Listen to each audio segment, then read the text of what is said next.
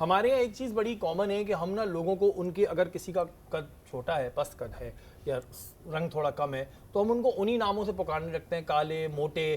اس کا گناہ ہے کیونکہ اگر ہم کبھی کسی کو بولتے ہیں کہ یار اس کو برا لگ رہا ہو، کہتا ہے ارے پیار میں کہہ رہے ہیں، تو یہ پیار میں کہہ رہے ہیں کا ورڈ کہہ کے کچھ بھی بول دو. اچھا دیکھیں، یہ حضور صلی اللہ علیہ وسلم کی حدیث سے ثابت ہے کہ اللہ کے رسول نے سختی سے منع فرمایا ہے کہ اگر ایک شخص کے اندر مثال طور کسی کا قد لمبا ہے تو آپ نے منع فرمایا کہ اس کو اس کے نام سے پکارو، نہ کہ اس کے اس نام سے پکارو جو اسے برا لگے.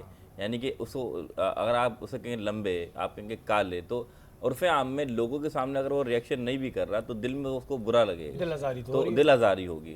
اور وہ اس بات کو ایک وقت آتا ہے پھر وہ برا ماننا چھوڑ دیتا ہے بھلے کیونکہ میرا نام یہ پڑ گیا، لیکن کبھی نہ کبھی اس کو فیل ضرور ہوتا ہے. تو شریعت نے اس کو منع فرمایا کہ یہ بھی غیبت میں شمار ہے. اچھا، اس کا گناہ کیا ہے؟ گناہ ذرا سا بتا دیں کیونکہ ہمارے یہاں یہ لوگوں کا ایک بڑا مسئلہ بن چکا ہے جو اس کو گناہ تو سمجھتے ہی نہیں ہیں. کئی دفعہ تو نام بھول جاتے ہیں، یار اس کا نام کیا تھا، اس کو بلاتے تھے اس کا نام کیا تھا، یہی ہوتا رہتا ہے. کالا گنجا کچھ بھی بیچارے کا رکھا ہوا ہوتا ہے. تو ایسے لوگوں کو گناہ کیا ہے؟ ہو سکتا ہے ان کو نہیں پتا اور وہ گناہ کر رہے ہیں. بالکل. سب سے پہلے تو غیبت کیا یہ سمجھا دو. غیبت یہ ہے ایک شخص میں عیب ہو. عیب سے مراد کہ جیسے آپ نے کہا کہ رنگ کالا ہے، قد چھوٹا ہے، یہ بھی عیب ہے نا کہ یار قد چھوٹا کر والا ہے یا پھر کچھ عیب ہو. ہاں عیب ہو اور آپ اس کو اس کے سامنے نہیں دوسروں کے سامنے بیان کریں اور وہ سن لے تو اسے وہ برا لگے، تو اسے غیبت کہتے ہیں.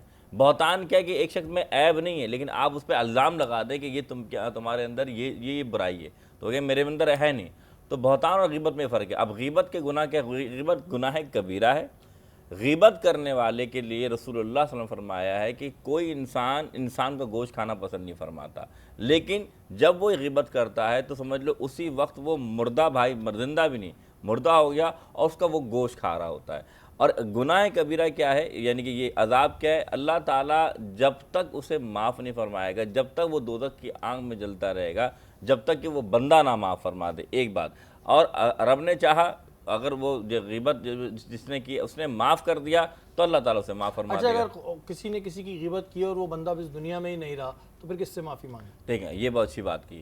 وہ اس کے اہل و عیال سے حسن و سلوک اختیار کریں، یعنی کہ اس کے والدین، اس کے بچوں کے ساتھ، اور رب تعالیٰ سے پھر معافی کہ وہ دنیا میں نہیں رہا. لیکن اس کا طریقہ کیا ہے کہ حسن و سلوک اختیار کرنا ان لوگوں کے ساتھ جو اس کے قرابت دار ہیں یا قریب دار ہیں. مثال طور پر اس کے بچے ہیں یا اس کے والدین ہیں، وہ ان سے ساتھ حسن و سلوک کرے اور اللہ سے معافی مانگے. کیونکہ الندامہ توبہ بھی جو ہے ایک بڑی، کیونکہ اللہ نے قرآن فرمایا یا ایھا الذین توبوا الی اللہ توبۃ نصوحا، اللہ کے بندو ایمان والو اللہ سے پکی سچی توبہ کرو. تو آپ اللہ سے توبہ کریں گے، اب دنیا میں نہیں رہا. اللہ تعالیٰ آپ کی نیت بھی جانتا ہے کہ آپ اس کے ساتھ خیر کار کرنا چاہتے ہیں، تو بہتر یہ ہے کہ پھر آپ اس کے اولاد یا اس کے رشتہ داروں کے ساتھ احسن سلوک کرنا شروع